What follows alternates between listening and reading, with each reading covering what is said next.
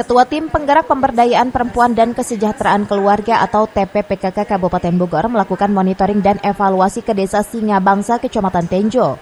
Kunjungan ini sebagai rangkaian 10 program dari TPPKK yang dilakukan ke semua wilayah dan hari ini perdana turun ke Desa Singabangsa.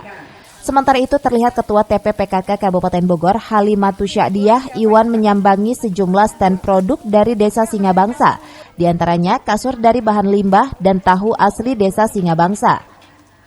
Sementara itu, Ketua Tim Penggerak Pemberdayaan Kesejahteraan Keluarga Kabupaten Bogor Halimatus Sya'diyah Iwan mengatakan, giat kali ini monitoring dan evaluasi 10 program PKK dengan membagi 4 tim, disebar ke kecamatan lainnya. Selain itu, Monef hari pertama turun dibagi 4 tim, satu hari 1 tim di kecamatan.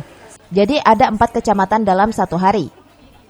Hari ini seperti saya sampaikan tadi, kegiatan monitoring dan evaluasi 5 kegiatan PKK mulai dari sekretariat administrasi, Pokja 1 Pola Asuh Anak dan Remaja di Era Digital atau Pak Redi, Pokja 2 Geladi Pelangi, Pokja 3 Aku Hatinya PKK, Pokja 4 Keluarga Sehat Tanggap dan Tangguh Bencana dengan 9 pilot project.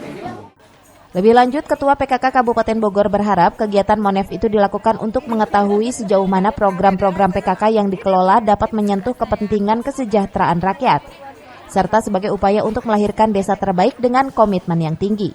Dari Tenjo, Kabupaten Bogor, Iwan Setiawan melaporkan. Digoreng diapain, Pak?